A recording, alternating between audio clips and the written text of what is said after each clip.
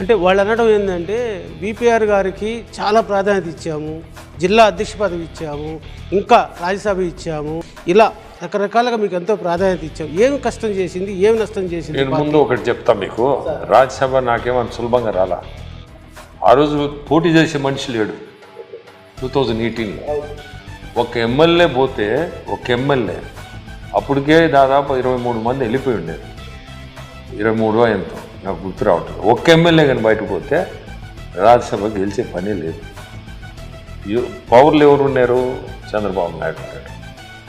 ఆ రోజు same so called మీరు ఎవరు ఎన్నుపోటు అన్నాడో ఆయన, మిథున్ రెడ్డి వీళ్ళందరూ వచ్చి నన్ను చాలా దూరం లిటరలీ ఫోర్స్ చేశారు, మీరు పార్టీలోకి వచ్చి ఇచ్చాను. ఎందుకంటే అక్కడ ఎవరు లేరు కంటెస్ట్ చేసేదాన్ని. అదేమి నాకేం ఊరికినే వచ్చింది కాదు.